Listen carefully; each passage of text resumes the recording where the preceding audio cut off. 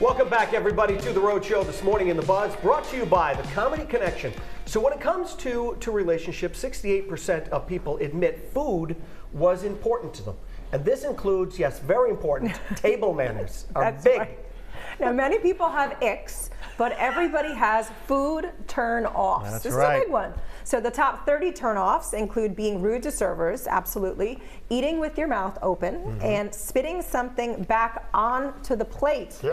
Ugh. Ugh. Gross. Gross. I don't do that. Others include slurping. Yes. What are these? Are you going out to dinner Who are you dining with? Cave people? Cavemen? Even they had better manners. They did. Eating other people's leftovers without asking. Oh. Eating before the whole table has their food. Oh my I'm God, that's done. So funny. That's so funny. And on the other hand, some food turn-ons include having someone cook for you, Okay. somebody else clean up after you cook, and paying for the bill. Got it. Those are big ones, absolutely. Yes, those are big. I think you can tell a lot about a person when you go out to dinner with them or lunch with them, and if they are rude to the server who's Yeah. working, as hard as they possibly can be Yeah. to make sure that you have your food and you're happy and everything else. If they are rude to that person, and I have a few people who I know who they are consistently like that. That says a lot about you. Oh, absolutely, Right? definitely. We were talking before too. If you've worked in the food industry, I know that your daughters Yes. are servers. I was a server in college. It is not an easy job. No way. You're dealing with the public. You're dealing with people who are hungry, which is a whole other level. Maybe they've waited, and you are really the face of everything right there for them, whether the food is good or bad. Right. And there are a lot of rude people out there that you could write. There's obviously reality shows Sure. about this topic, but people are really rude. And people who don't leave a tip for a server, I don't know how you go out to dinner, right? You Yeah. know you're going out to dinner. You know you're going to have to leave a tip for somebody. Yeah. If you don't have enough money to leave the tip, maybe don't order all of that food. Right. That half of it you probably didn't eat, so that Right. you could leave a decent tip for the person who's serving you the food. Consistently, Yeah. I hear my kids will say, most of the time, I mean, it's great, but there are other times where they call and they're like, oh yeah, somebody ordered $200 worth of food and left, $4 tip. Yeah, yeah. It's like, why It's would you horrible. It's horrible. I dated a guy in high school. We've been to Cello's in Pawtucket. Okay. Oh yeah. Right? Yeah, sure. And I remember we had the whole meal, and then at the end he left. I said, we should leave her it was maybe $20, right? Leave her $6. I remember he put the money down, and I remember him leaving with me, going back in and getting the money, the tip. Really? Took a so we that was it. I never went out him again. Do you want to name his name? I don't want to name his name because I know that his family still lives in. I know he still lives in the Aries family, but I will say this. Wouldn't that be funny if she did that? I told my parents, and my dad had me go back the next day.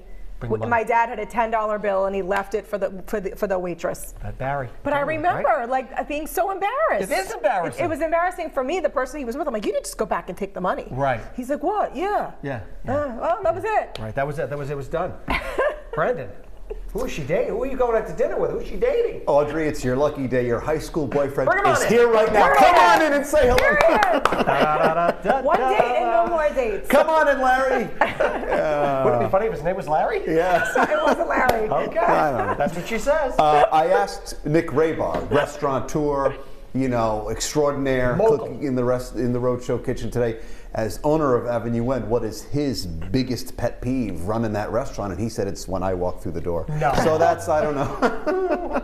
There he is. We're closed. Everybody turn the lights off. Shut it down. It says they're open. I don't know. But it is one of these things when you want to treat servers with respect. You want Yes. to treat the restaurant with respect. And you're right, guys. Most people are just rude and ignorant Right. nowadays. I mean, all kidding aside. When people leave the table and it looks like World War III happened. Yeah, at it's the a table. mess. It's like It's a tables, mess. chairs are tipped over, and there's junk Right. everywhere.